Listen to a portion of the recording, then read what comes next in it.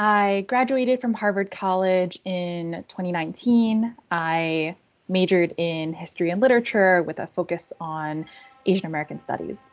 I'm originally from San Francisco. I am the daughter of immigrants from China. They worked in Chinese restaurants and service industry for most of their time in the States. So I consider myself the daughter of working class immigrants and a first generation college student myself because my parents did not attend college in their home country. My parents are Chinese.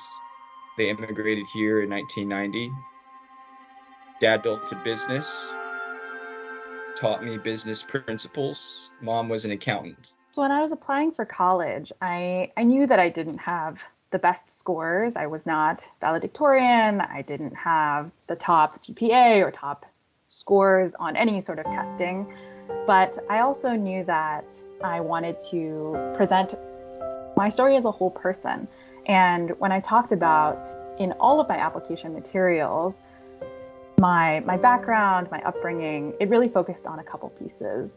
Mainly how being the daughter of monolingual working class immigrants had affected my experience growing up of being a translator and an advocate for my family, and how that shaped the types of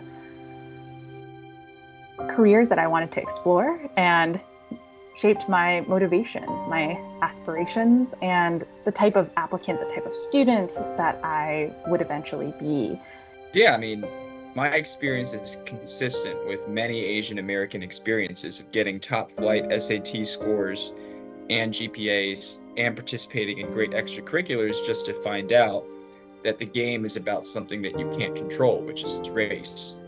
So I applied to Princeton and I applied to Wharton UPenn and got rejected from both. Had a 2320 SAT score, 4.4 GPA. I wrote about selling my first book, which was a book that I wrote while I was still in high school. It was a science fiction novel called Trisk. It was and it sold very well among my classmates. I think I sold nearly 200 copies. And I wrote about the experience of writing that book, selling it, making an impression on people to buy the book, telling people about the book. And I thought it was a very strong essay. So my involvement in this lawsuit going to the Supreme Court included my direct testimony about how I would not have been able to tell the full story of who I am without the context of race and ethnicity. And I'll add on as well that I feel a really deep sense of pride in who I am as a Chinese American, as an Asian American. I think that's an important part of my story. And being told to hide that information or to not share that information or to not be allowed to share that information really does a disservice to looking at who I am as a whole person. Race does not make you disadvantaged. Colleges are a bit too arrogant these days in thinking that they can determine the level of adversity or disadvantage that a student has. I think that's wrong. So why are we prioritizing this narrative of disadvantage? I think that's wrong.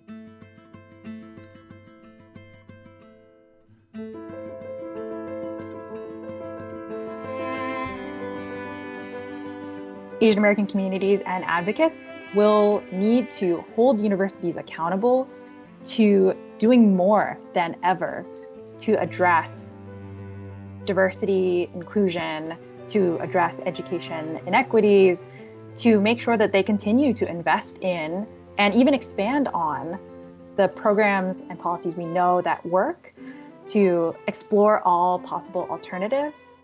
I think colleges will be forced to use merit-based principles to evaluate applicants, which I think is a good thing. We should not let a person's prejudice for certain races dictate your spot into a college or university. It should be based on your grades, your test scores, a personal essay based on your achievements, and race should play no factor in your decision-making.